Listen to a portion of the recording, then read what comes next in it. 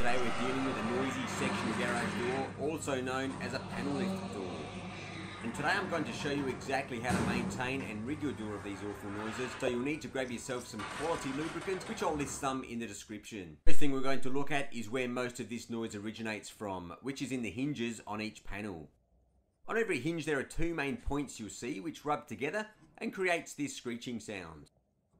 Let's take a closer look at these right now. As you can see, when the panels bend around the track, each half of the hinge rubs against each other right here.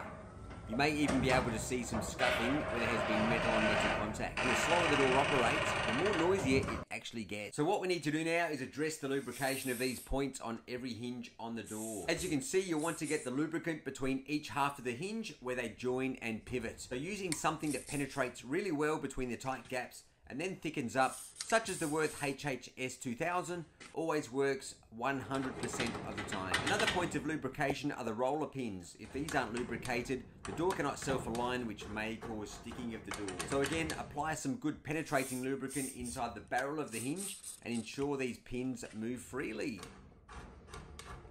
There's also one at the bottom of the door which is sometimes set up a bit differently. This also needs to be lubricated.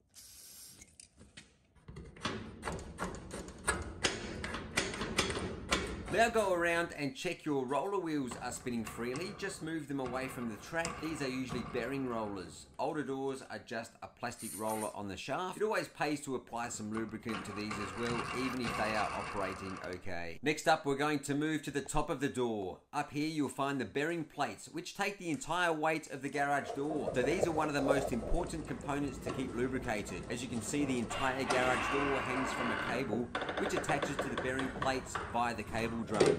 Apply a generous amount of lubricant to these bearings, as these are usually always neglected.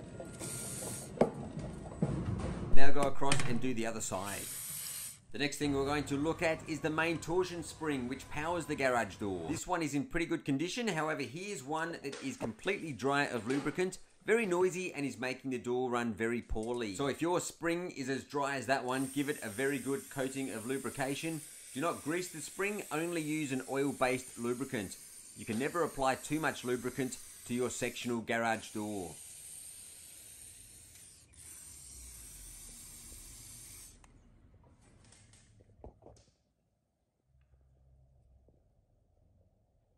Behind the spring you'll also find something similar to the bearing plate, except this is just a nylon bush, as there is no weight on this point. Also lubricate this one. And we'll just quickly go through any other moving parts on the garage door. It doesn't hurt to lubricate anything that moves. The part you don't have to lubricate is the track itself. This is just a base for the rollers to run on. And that's basically it. We now have got a very quiet running sectional garage door. Check that out. I'm that roller door bloke. Thanks for watching.